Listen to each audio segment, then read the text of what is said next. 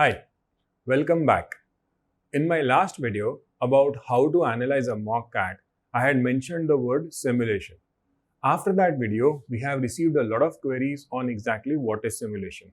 So today in this very short video, I'm going to explain what is simulation, how do you fit it into your entire analysis, and how exactly does it help you to grow.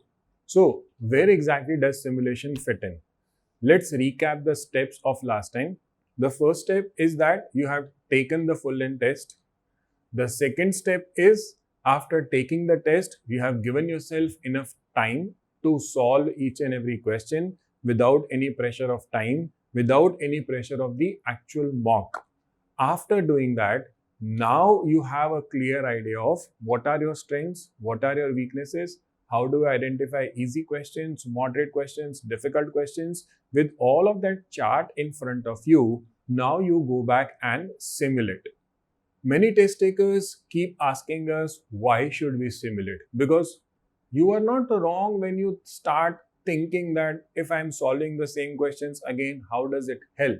Our answer for the last 16 years has been when you simulate, first and foremost, you get your opportunity to test how good is your strategy. When you were doing it without a time limit, there were easy questions, moderate questions, difficult questions. You looked at those questions and you identified a strategy. Instead of now taking that strategy straight away into the next EOM, I will recommend test it in the EOM that you have already given. Second, equally important, simulation tests your determination.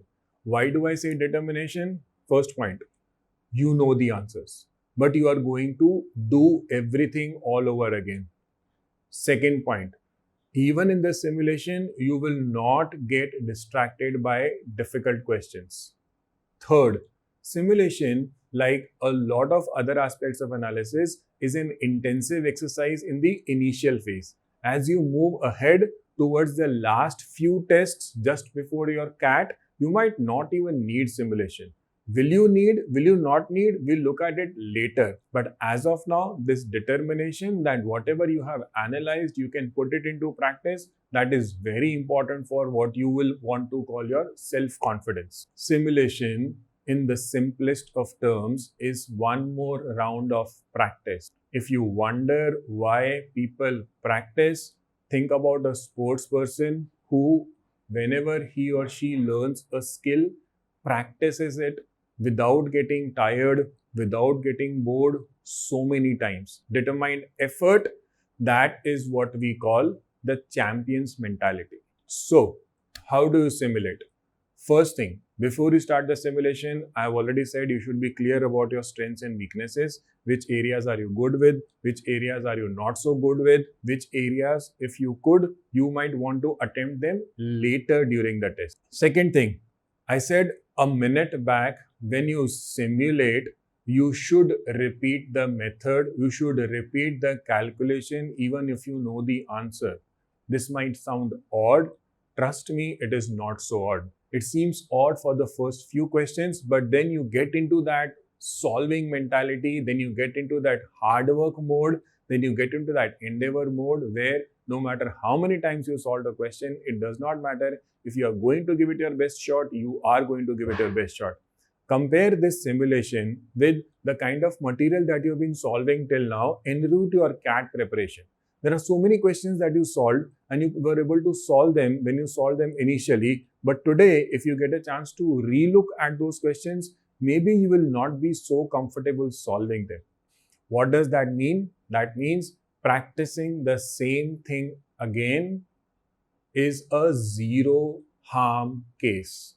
Practice as many times as you can, it will not hurt. Third thing, because you will get 60 minutes for each section on the actual CAT, I have always said during the simulation, you should give yourself 50 minutes for each of the sections. At the end of 50 minutes, what should be your target? Your target should be you should have solved all the easy and moderate level questions. You did not get distracted or confused by the difficult level questions. You have given your best performance and because you have given your best performance without getting confused or distracted by difficult questions, at the end of those 50 minutes, you are at peace. You know that you have given your best in that section, and at the same time, you have retained all the energy, all the focus and determination that you need for the next section that you will solve. That is what we mean by being at peace. So, what happens once you are done with the simulation? We go back to the Excel sheet.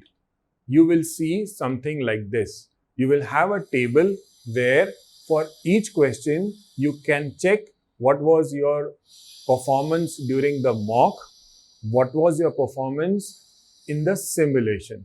That is how you compare. There will be questions which on the mock you performed very weirdly, easy questions that you spent a lot of time on, easy questions which you attempted but then you skipped, you did not answer them. On the other hand, when you're doing it in a simulated format, you know that it's an easy question. If you give it enough time, you'll be able to solve it. I know that at this point, you will again start thinking about, am I being honest here during the simulation? I repeat, yes, you are.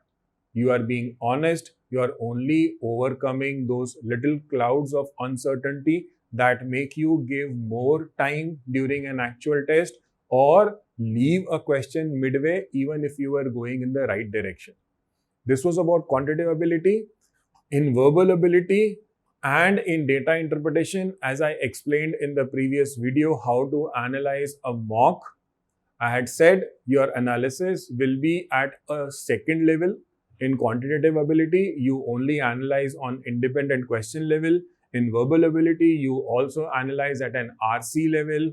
In data interpretation, you also analyze at a set level. So in verbal ability, it might look something like this. For each passage, there's a level of difficulty. Then for each question, there's a level of difficulty. And almost similar to what you did in quantitative ability, you realize that there were so many questions where you should not have given time or where you should have given some more time, and instead of skipping that question, you would have answered that question correctly. Same is with the verbal reasoning questions. Same is with the non-RC questions, odd man out, sentence jumbling, summary questions. So you do it with quantitative ability, you do it with verbal ability, you do it with data interpretation. What does your outcome of simulation look like after you are done with everything? I'm going to go back to the old Excel sheet, the same sheet that I showed you when we discussed how to analyze a mock CAT. Let me show you that sheet. So that's what happens, what you did on your test, what you did during simulation, how much can you improve. As I said last time, the higher the difficulty level, the greater your scope of improvement, and that is exactly what you are targeting on the actual CAT. You are never worried about the easier questions. You obviously want to improve your performance in the fair and moderate and difficult level questions. That is what you expect after you are done with the simulation. So then, how exactly does simulation fit into our scheme of things? You take a test, you solve every question in the test, you identify what are your strengths and weaknesses, that is what you call learning, you simulate, and after you simulate, you realize that there is so much more that you can actually do because you've just done it. That is how you rise in terms of your capabilities, in terms of your performance. Like we always say at Endeavor, rise up and shine. That is how you continuously improve from your first EOM till your last EOM. For 16 years, we have said CAT is just another EOM. If you can follow this approach of analysis, keep solving. Good luck ahead.